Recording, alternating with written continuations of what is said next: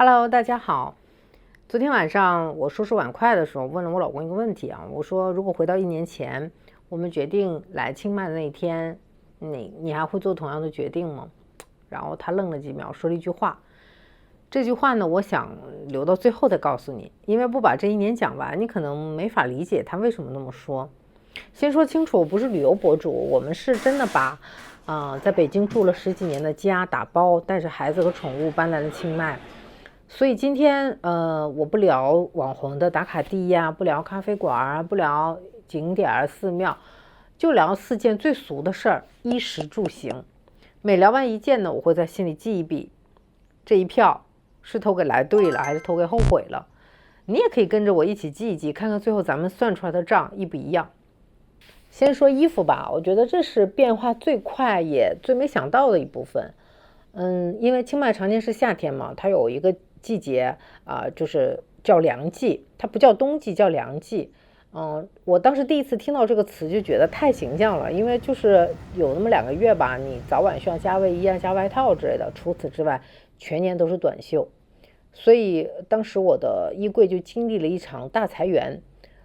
我之前有挺多那個就是 Max Mara 的大衣啊、羊绒衫呀、什麼品牌的羽绒服啊，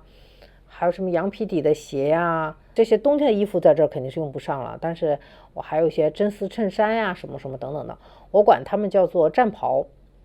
在北京呢，就是你不穿一身像樣的衣服出门，你心裡是發虛的。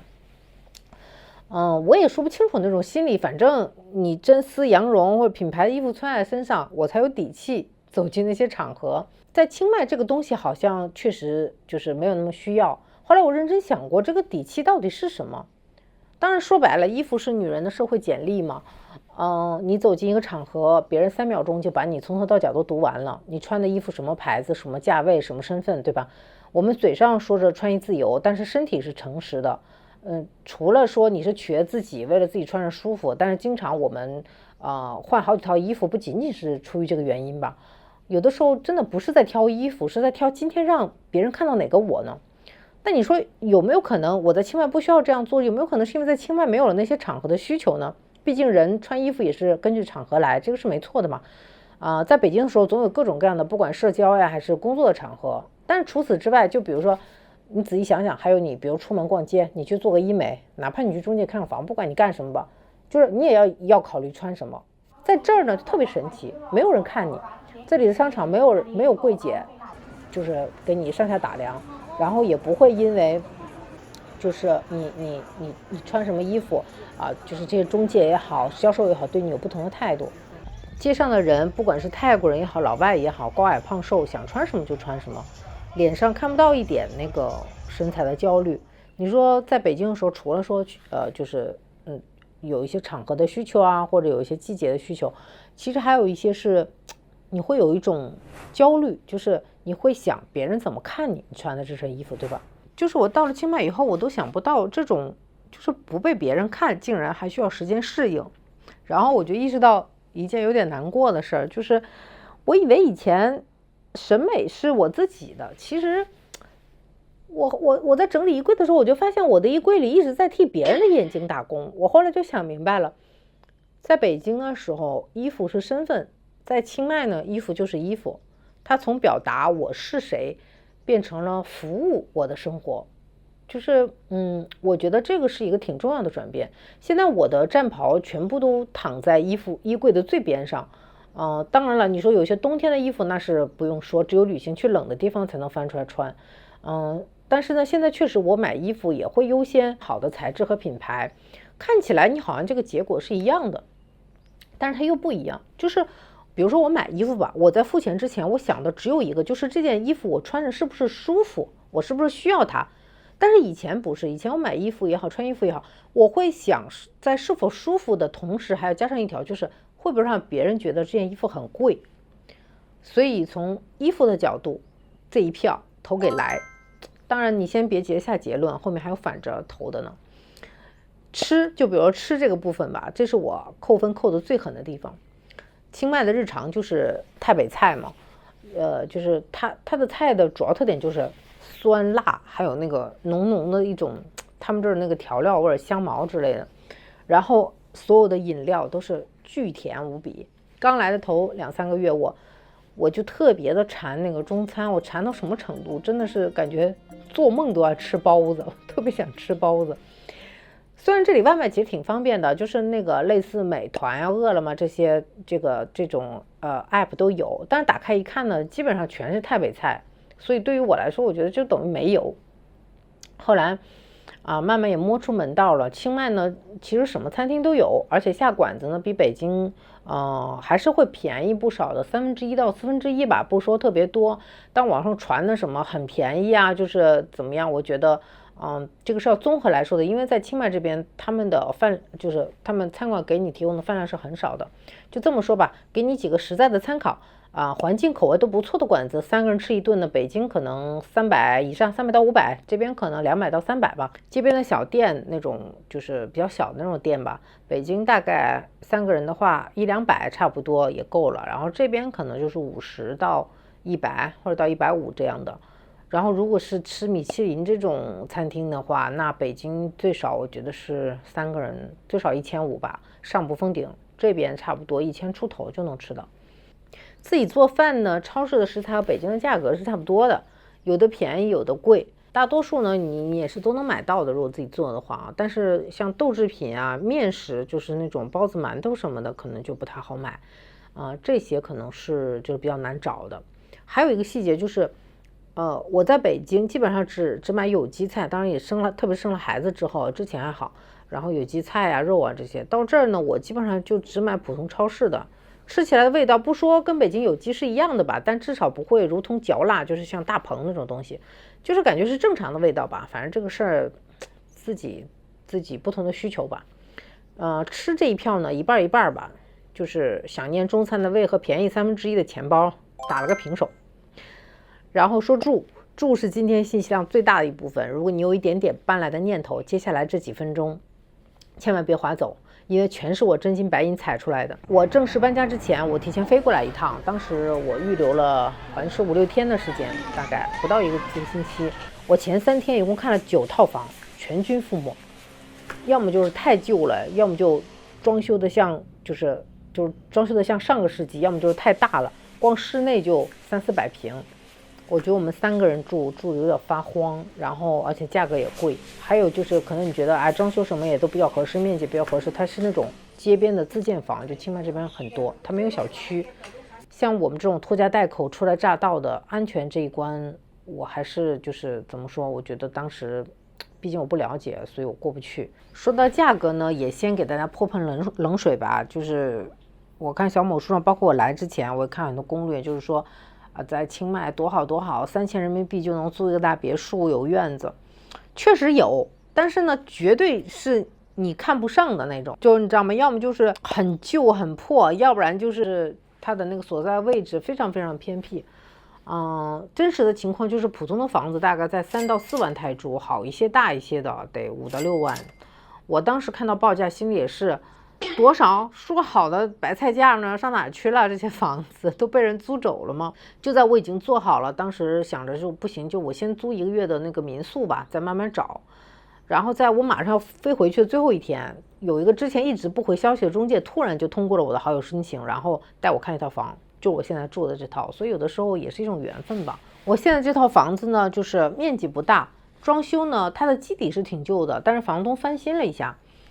但是最重要是什麼？是這個小區真的很美，然後我這個門口有2棵大樹，我覺得這是非常打動我的一點。因為這樣的景色對於在北京住了10幾年的我來說確實是很有吸引力，而且價格才25000泰銖，比之前我看那些3-4萬的5-6萬的都還要好，所以我當時馬上就請那個中介幫我付了定金。然後乾貨來了，我現在給大家說3條我建議記一下的內容，就是如果找房子在清邁啊，第一就是找房直接找當地的中介，我建議大家不要在中文平台裡邊繞，第一這個是很有限的，第二是一會兒再聊這個，就是還有一個就是泰國的中介他不共享房源，他不像美國、澳洲包括像中國，它有統一的一個數據庫，找一家你就能看一整個片區，對吧？但是這裡的中介呢，每個人手裡就固定的那麼幾套，所以要同時聯繫好多個中介，你才能把這一個區域看完你想看的這個區域。所以當時我的那個做法就是在那個 Facebook 的那個租房小組裡搜我的目標區域，然後直接聯繫發過帖的那個泰國中介。語言就不用擔心，我覺得因為有翻譯軟件什麼的，而且大多數都是在網上溝通，真的就還好。反而是很多人覺得找自己人有安全感，在中文平台裡邊繞的，往往我覺得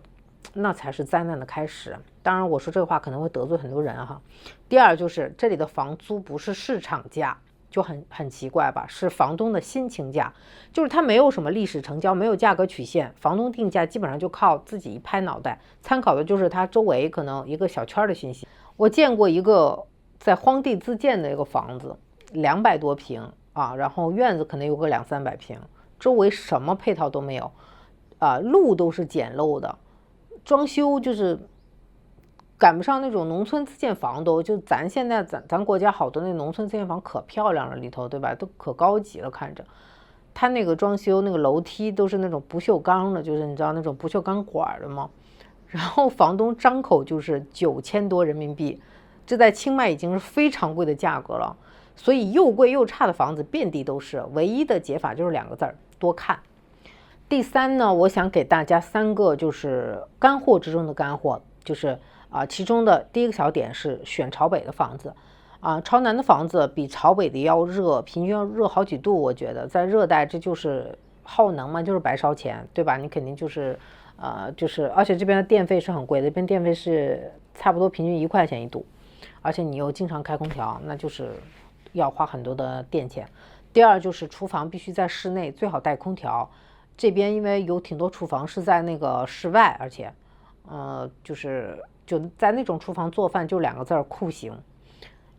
在室內的最好也有空調，或者是你那個客廳的空調能吹到裡面，我覺得這是比較好的。第三就是要看一下屋頂的保溫，因為這邊的房子密封性普遍是國內20年前的水平，當然新裝修的我不知道啊，就是相對老一點的房子那種什麼大窗戶落地窗都密封很不好，但只要屋頂保溫扎實，我覺得就還好。因為你比如說我這套就是個老房子，門窗什麼都密封很差，但是我這從10月份到第2年的3月我都幾乎沒有開過空調，就它的屋頂保溫做的還是不錯的。最後說一個我自己都沒有想到的變化吧，就是關於住的我在北京是一個買房執念特別重的人，當時剛工作我就貸款買了房，然後結婚又換了大的房子。我一直覺得租的房子嘛，它不是家，還老得搬來搬去，而且40歲的人住在出租屋，我有點接受不了。剛來的時候我還想，我說要不要在清邁買一套房，然後住了半年呢，我就不太想着買房這件事兒了。我就發現我的安全感好像不需要來自擁有一個這個房子，而是來自我有能力面對未知和不管在什麼情況下都能過好自己生活的能力吧。以前房子是我的人生目標，現在房子就是個工具。反而我有時候覺得，如果我有了個房子在這兒，就是一種束縛嘛。因為你有了這個東西，當你要離開這兒或離開一段關係，它可能就會成為你的一個枷鎖。當然了，房地產市場好的時候，你用房子來賺錢，這是另外一個話題啊。我覺得買不買要看你這個階段需不需要，而不是因為你怕什麼，這個是完全不一樣的。所以這一票呢，我不只投給來，它可能還是我這1年對房子對住最大的我的自己的一個理念的轉變吧，也是我最大的收穫。最後說行，這裡呢長的清邁最大的一個就怎麼說是一個我一開始覺得是一個悖論，就是因為比如說所有人都對清邁的印象都是慢，對吧？泰國人有句話叫明天也還是夏天，所以什麼都不用着急，季節也不會跑。你就去那公園裡啊，山坡上你就看吧，一卷草席，一家人能坐一整天。就是破破爛爛的小巷子裡有很多那種甚至沒有招牌的咖啡店，但是裡邊可好了，老闆自己在裡邊磨豆子，一杯賣10塊錢出頭。可能我每次路過都想問一句，老闆您賺錢嗎？但是清邁的交通快得離譜，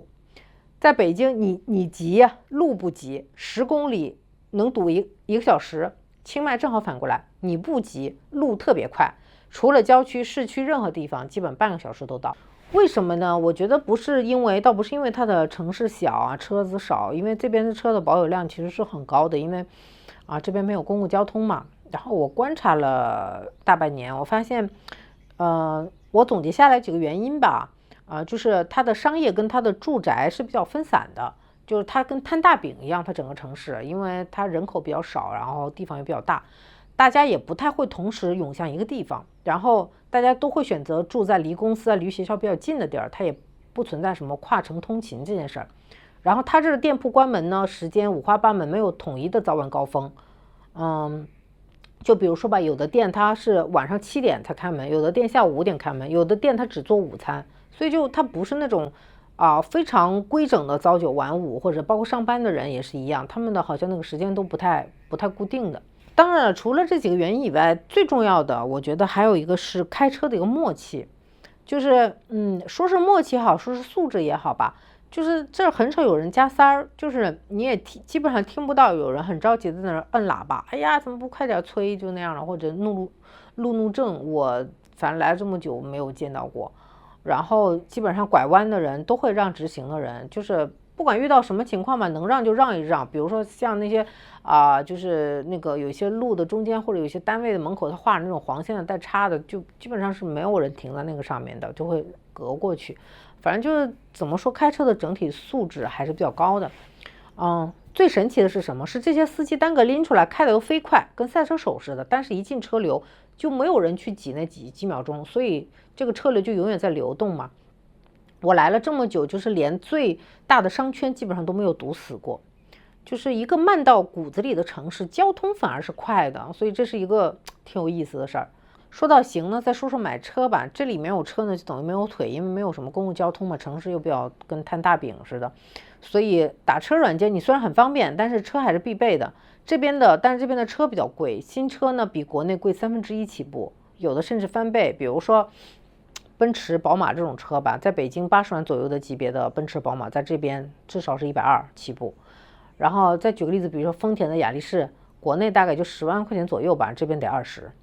唯一的例外是皮卡車，反而更便宜。正好我老公在北京就一直夢想有一輛皮卡，所以我們當時來的時候就毫不猶豫就買了一輛二手的皮卡。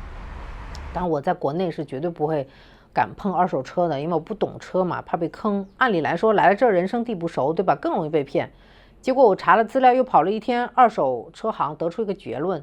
就是騙人的人其實都在網上。這邊的中介呢，就是賣房的也好租房的也好，賣車的也好，沒有一個跟我說過就是你今天不定這個就沒有了已經有2組客戶在看了，什麼過幾天要漲價了巴拉巴拉。所以我想說一句可能還是得罪人的話，就是焦慮更多的時候不是你的性格問題，它是一門生意，是別人一句話說出來的。就是在一個沒有人催你的地方生活久了，你會突然發現，就是以前那些讓你睡不着的什麼來不及呀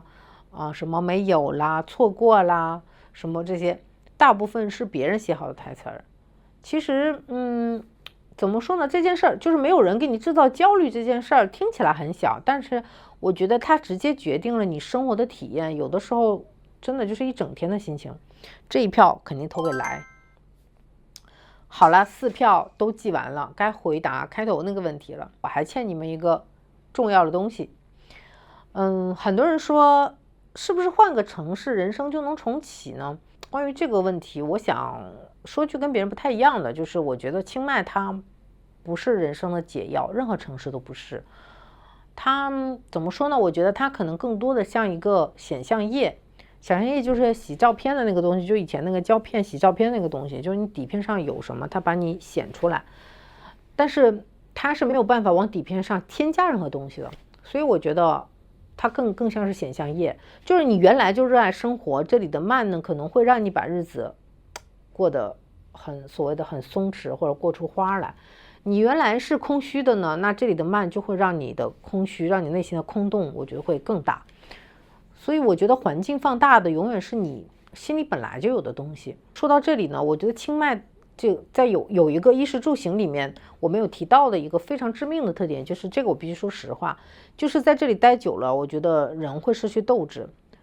那種作為一個就是比如說你為了一個目標熱血沸騰啊，跟人拼，跟自己拼的劲兒，在這裡確實很難點燃。辦事兒也是一樣，就是結果經常是不完美的，但是對方也不緊張，你也緊張不起来，就是着急也沒有用，他們就慢慢的給你解決，他也會給你解決，但是他也就是他人也很 nice，然後慢慢的給你做，你知道嗎？你也沒有脾氣。曾經就是以前我在北京，我記得真的是就是感覺一天不知道跟不同的人不吵幾架就這一天就過不下去的日子，真的是一去不復返了。你說這是好事還是壞事呢？就是我覺得取決於你在人生的哪個階段吧。所以我覺得換城市從來不等於換人生，什麼重啟人生這種話，我覺得對我來說，我覺得是不存在的啊。但你說換一個場有没有助於你換一種思考生活的方式，我覺得這個是會的。所以怎麼說，我覺得因為畢竟你在這個場裡站着的始終是你自己嘛，所以唯一重要的問題是，我覺得是你現在這個階段你需要一個什麼樣的場來配合你，所以你還是主角。好了，我現在可以揭曉，就是那天我問老公的問題，他愣了幾秒，說的是啥了？他說我還是會決定來，但是要讓現在的我再決定一次，理由會不一樣。然後我就問他理由不一樣是啥意思？他說1年前我們來是想離開一點什麼，想逃離一點什麼，但是再讓我選是我想要這裡的什麼。這句話聽起來像廢話似的，但是我一聽就懂了。就是那種逃離和選擇看起來是同一個動作，可能結果也是一樣的，就是我同樣的是来了这個地方，但是那是兩種完全不同的人生。其實就像剛才說的買衣服買房一樣，結果都一樣，你還是會買牌子衣服，你還是會買房，但是理由會不同，心境也就完全不一樣了。心境不一樣呢，幸福感也就會不同了。我覺得這是我們這1年裡慢慢領悟到的，所以他說那句話我馬上就懂了。最後希望每個人都能在自己喜歡的環境裡生活，這是一件很幸福的事兒。如果不能，畢竟這件事情怎麼說呢，我覺得也是可遇不可求的吧。如果不能的話，那就學學莫斯科绅士裡面的伯爵，環境不能選的時候至少我們可以永遠選擇好好生活。希望今天的視頻能對你有幫助有參考，那我們下期再見吧，拜拜。